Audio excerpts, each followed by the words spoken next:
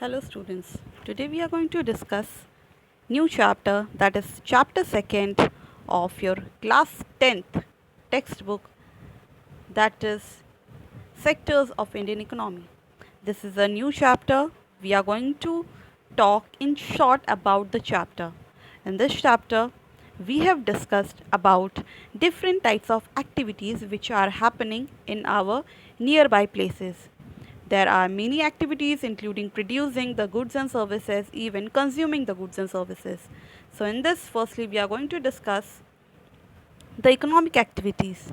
Economic activities are classified into groups using some important recreations. The groups are known as sectors of economy. As we all know, there are different types of economic activities which are happening in our nearby places. We can see farmers, we can see laborers, we can see mason, maybe we can see the postman, we can see many shopkeepers. So people around us are engaged in different activities to earn livelihood. Some may be producing goods while some may be delivering services. So we can see some are producing and some are delivering, some are consuming. So there are different types of people, they are engaged in one or the other activities. Coming to the classification on the basis of nature of activities. First of all, we will classify the sectors of Indian economy on the basis of activities. Activities means it includes primary sector, secondary sector and tertiary sector. So sectors of Indian economy includes three types. First one is primary sector, second one is secondary sector and tertiary sector. We'll see the definition one by one. First one, primary sector. The economic activities which are connected with the extraction and production of natural resource, for example, agriculture, fishing, mining, etc., falls under primary sector. When we talk about primary sector are connected with the extraction or production of natural resources. When we are extracting the natural resources, at that time we are totally dependent on primary sector. It includes fishing, mining, agriculture. All these things are example of primary sector. Coming to the definition of secondary sector. The economic activities which are related to the manufacturing process, for example, manufacturing of steel, falls under secondary sector. When we are talking about the manufacturing process, whenever there is a manufacturing happening in the secondary sector, it is known as manufacturing sector. It is also known as manufacturing sector because here industrial activities are happening. So we can see many manufacturing steels are the example of this type of sector. We have saw the example of cotton fiber converted into cloth. We have discussed about the example of sugarcane into sugar and bricks, that is the earth is converted into bricks. So these are some of the examples we have discussed in the textbook. Coming to the next one, that is third activities, that is tertiary sector. The economic activities that are mostly based on providing services to the society like transportation, banking, insurance fall under this tertiary sector. Coming to the economic activities are mostly based on producing services. When there is a services taking place in the society, like transportation basically includes banking, insurance, these are tertiary sector. So tertiary sector is also known as service sector. So there are many people who are getting engaged in giving services to the people. It includes doctors, barbers, washermen, lawyers, administrative, accounting work. So they are producing different type of services to the people. So in this there are new services in which we are based now, that are information technology, that is IT sector. We can see many ATM booths, call centers, software companies which are happening here. So these are some of the example of the tertiary sector. Now coming to the basic explanation of the next one, the three sectors are dependent on each other. Coming to the all the three sectors, primary sector, secondary sector and tertiary sector, all are independent. You can say they are not completely independent, they are dependent on each other. The one or the other aspect, they are lying on each other. So first we are going to discuss the basic point which is important for your exam, that is gross domestic product, GDP. The value of final goods and services producing in each sector during a particular year, providing the total production of the sector for the year. The sum of the production in the three sectors give the gross domestic product of the country. The GDP shows how big the economy of the country is. So we have discussed the definition of the GDP, that is goods of or final goods and services. Whatever GDP is there, in this GDP we are counting what? We are counting the final goods and services which is produced. Every time we cannot count a product. I have given you the example of rice or wheat. Every now and then we are not going to count the rice and wheat which is grown in the field. We will conclude in the last point, selling the biscuits to the consumer. So there is a big process which it goes through. So because sometime what happens, they are counting the goods two times, then it makes a mistake. So here we want to see only the final goods and services should be counted, otherwise it will not make a complete sense. So this GDP shows how the economy is, how big the economy is working in that place or in that nation. The GDP helps an idea, gives an idea to us about the country's economic development. So it is a very difficult task. It is a mammoth task. We have already discussed. Central government is responsible for that. The central government is taking care of all these things. Now coming to the next point, that is comparing the three sectors. So we will compare the three sectors, that is primary sector, secondary sector and tertiary sector. So these three sector we will discuss with the year of 1973 and 2003.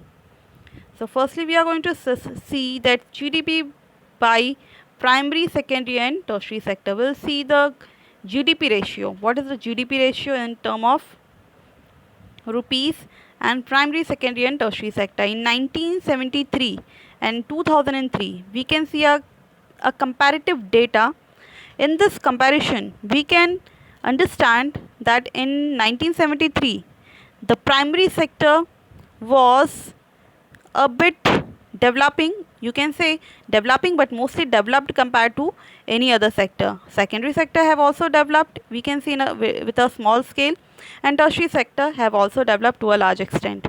And when we compare to the present situation in 2003 or in 2015 or 18, you will find that primary sector is also having the same position, you can say improved position. It have developed to a large extent. Secondary sector have also played a very important role, but the improvement which is done here is about the tertiary sector. Tertiary sector have done a lot of improvement because of the questions we have discussed the previous one.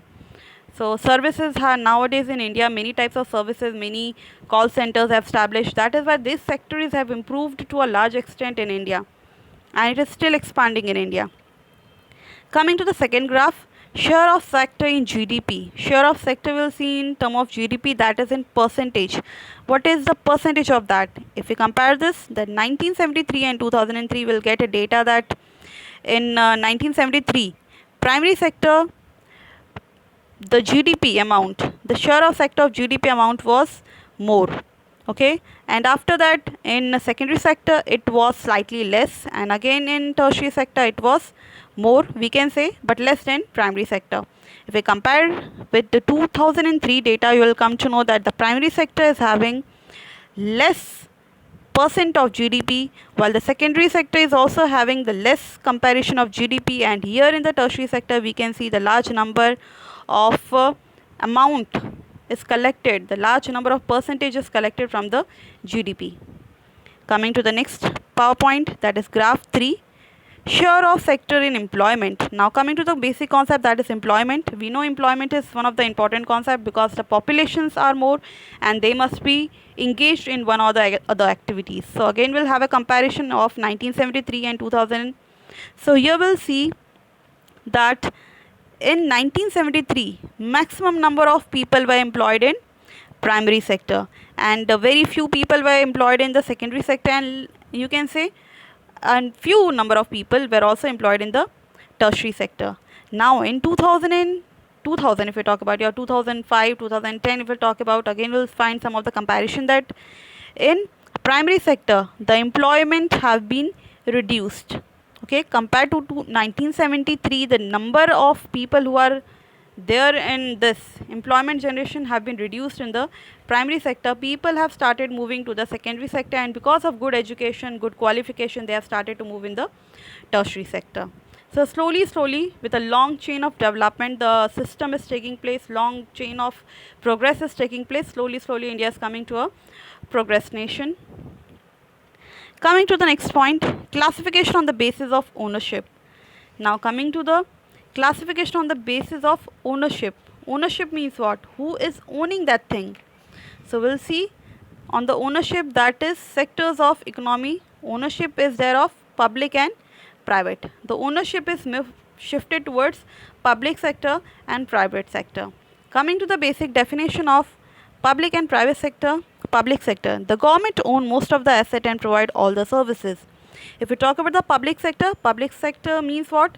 Where the government is owning most of the asset. The government is having most of the asset and provide services to everyone. Now coming to the example, if we talk about, I have told you already, public sector means what? We can see the post office, railways are example of public sector. Coming to the definition of second one, that is private sector. Ownership of asset and delivery of services in the hand of private individual or company. In private sector, we can see the asset or the delivery of services moved towards the private individuals or companies. It includes Tata and Reliance. So there are many different companies who are working under private sector. They are sometime working with the government for the development of the nation, but actually the main motive is that to earn more lot of profit. Coming to the next one, classification on the basis of employment. If we talk about the classification in the terms of employment, then it is divided into organized and unorganized sector. Coming to the definition of organized and unorganized sector, people have assured work and term of employment are regular. If we compare the data of organized and unorganized sector, we have took the example of Kanta and Kamla. Okay, we have discussed organized sector means what? Here we can see she is working in office, she is working till 9:30 to 5:30 p.m. She is getting a regular salary, and every month and she is getting the salary, she is getting the provident fund. And provident fund, there are some rules which is given by the government, and medical allowance is given to people, and paid salaries is there. Sundays, on Sundays they don't have to go to the work, they are sitting in the home and they are earning. So these are organized sector. Coming to the second one, that is unorganized sector. In this unorganized sector, we have took the example of Kamal. He is a daily wage worker. Okay, he is working in a grocery shop and he is going to 7:30 in the morning and working till the late night 8 a.m. and he is coming home very late. He is not getting any allowance, he is not getting proper wages, he is not getting, every day he is earning, every day he is having salary. So there is no paid wages he is getting, and he is not having any formal job. Okay, so anytime he can leave the job. So this is unorganized sector. It consists of small and scattered which are not in the control of government. It has low pay and unsecured job. Here we can see that it is a low paid job and it is unsecured is there. Job is not permanent, job is not fixed for long time. Coming to the India workforce organized and unorganized sector. Here we can see how much population of India is working in organized and unorganized sector. If we compare, we will come to know in short how many people are working in the organized sector. Very less number of people are working on the organized sector, and while most of the population are working under unorganized sector, they are facing lot of problem. They are getting tortured, they are having no good circumstances, they are not getting holidays, they are not having leave during the sickness.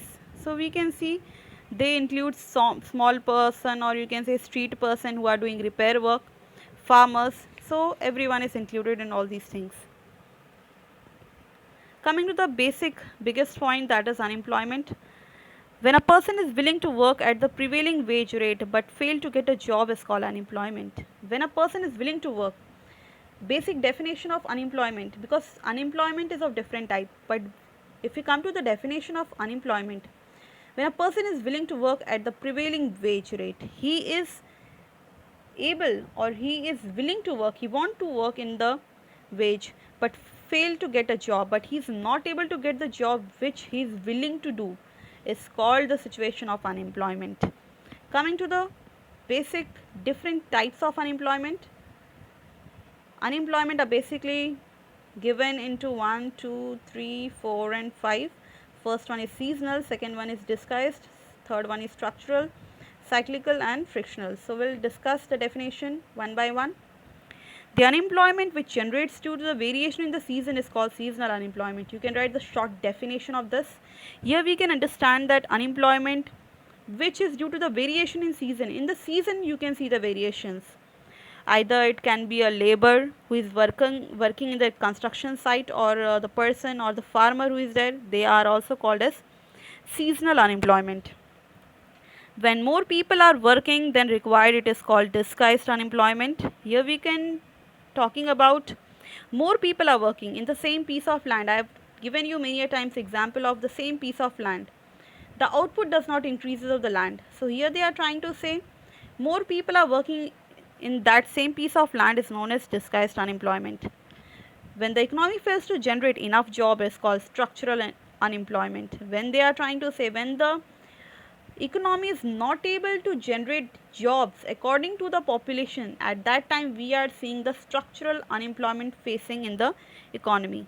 Coming to the next unemployment, the unemployment that is created because of depression in an economy is called cyclical unemployment. So when there is a depression, or we can see now COVID-19 is going on, here also we are seeing some of the depressions are happening. You can say a lot of pressure is there on the economy, many losses are happening. So here they are trying to say here we can face the problem of cyclical unemployment. Nowadays many people are getting out of the jobs. Government or private sector is reducing the number of people who are working there. Many people are shifting from one place to other place. So we can see there are this types of problem are faced because of depression. The companies are not able to give salaries to the employee. When unemployment happens because of transfer from one job to another, the period between the changing the job is called frictional unemployment. When we are going to see transfer from one place to other place, from one place to other place, when the person is moving, at that time we can see the problem of frictional unemployment. This also happens in this time only. Person is coming from cities and he is coming to village for working. So at that time there is shifting of, you can say, employment from one place to other place. At that time we can see frictional unemployment.